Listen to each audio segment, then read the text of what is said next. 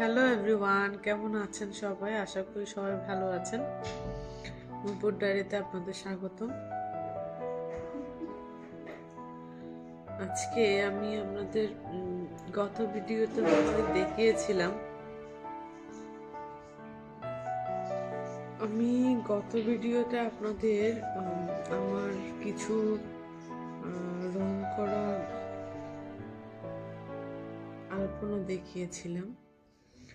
অবশ্য সম্পূর্ণ করতে পারিনি, সেজন্য আমি রং করা দেখিয়েছিলাম, কিন্তু কি কি বানিয়েছি সেটা আমি আপনাদের দেখাতে পারি না, কারণ একটা রং করতে অনেক সময় লাগে আসলে, যার কারণে আসলে আমি সেটা তুলে ধরতে পারিনি। আজকে আমি আপনাদের দেখাবো আমি কি কি রং করেছি। আর আমি চেষ্টা করেছি যতটুকু পারি, আসলে আমি তো ড্রয়িং পারি না, তাও যেহেতু পুরানো জিনিসপত্রগুলো আমি চিন্তা করেছিলাম ভাগাড়ের মতো তৈরি হয়েছে বাসায়, আমি যাতে জিনিসগুলো ফেলে দিই অবস্থা। চিন্তা করলাম যে জিনিসগুলো আমি যদি ফেলে না দিই, যদি আমার জিনিসটা রিসাইকেল করে যদি আমি জিনিসটা একটা নতুনত্ব রূপ দিই, তাহলে কেমন হয়? সেক্ষেত্রে আমার টাকাও বাঁচলো, সেই ক্ষেত্রে আমার যেমন ধরেন নতুন কোনো জিনিসপত্রের জন্য এদিক ওদিক মার্কেটে ছোটাছুটি করার সময়ও লস হলো না। আচ্ছা, যাই হোক, আমি আপনাদের দেখাবো যে আমি কি কি আসলে রং করেছি, কি কি নতুনত্ব এনেছি। আমি দু তিনটা যেটা হচ্ছে যে কলমদানি আমি রং করেছিলাম, যদিও সবগুলো দেখানোর সুযোগ হবে না, আমি কিছু কিছু জিনিস আপনাদের দেখিয়ে দিচ্ছি। যদি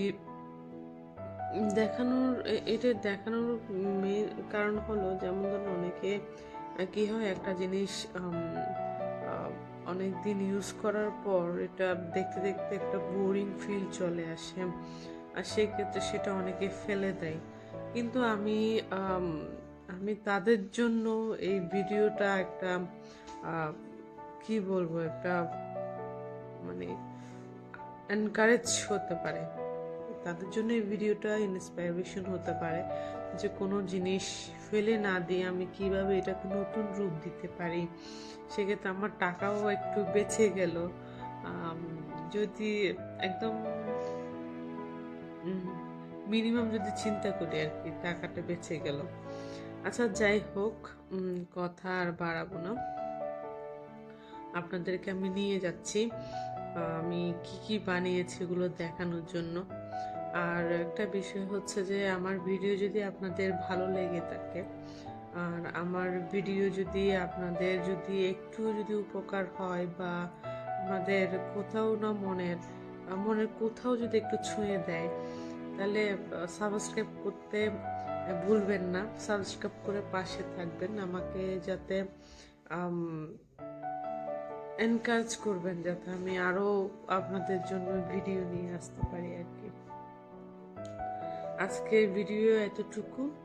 আমি আপনাদেরকে এখন দেখাবো আমি কি কি রং করেছি, বা কি কি আমি নতুনত্ব এনেছি কোনো পুরাতন জিনিসপত্রকে। দেখতে থাকুন। বাই, সবাই ভালো থাকবেন, আমার জন্য দোয়া করবেন। বাই।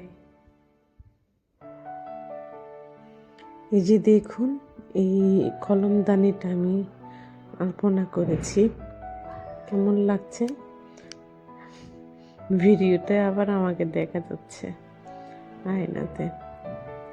এই যে দেখুন, আমি গ্রিন কালারের টাচ দিয়েছি, কেমন লাগছে দূর থেকে? ভালো না?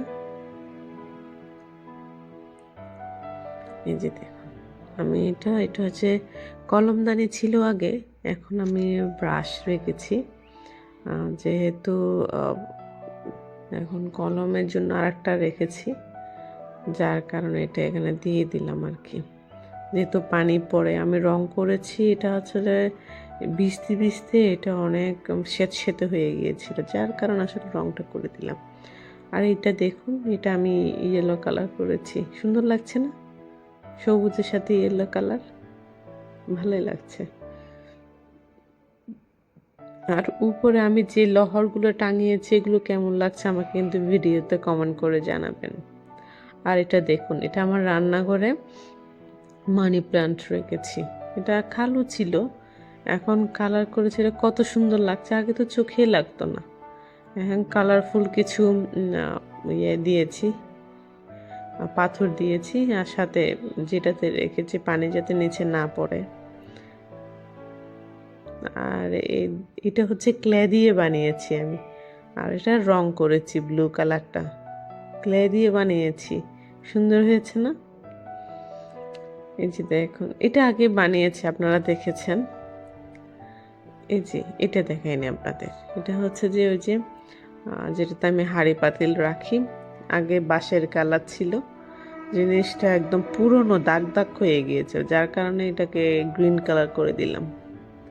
আর এটা মাটি কালার ছিল, এটা মাটির, যদিও সুন্দর হয়নি কালার করাটা, তাও তো দেখতে একটু ভালোই লাগছে বলেন, মানে একঘেয়েমি লাগতেছে না। এই যে দেখুন, এটা হচ্ছে আমার ওই যে পানি ফিল্টারের নিচে দিয়ে আমি, যেটাতে হচ্ছে আমি ওই পানি যখন পড়বে আমি এটার উপর পানির জগ দিয়ে পানি পোড়াবো। আগে একদম দাগ দাগ হয়ে গিয়েছিল, কালো সাদা কালোর মধ্যে খুব বাজে লাগছিল, এখন কালার করেছিল, কত সুন্দর লাগছে দেখুন।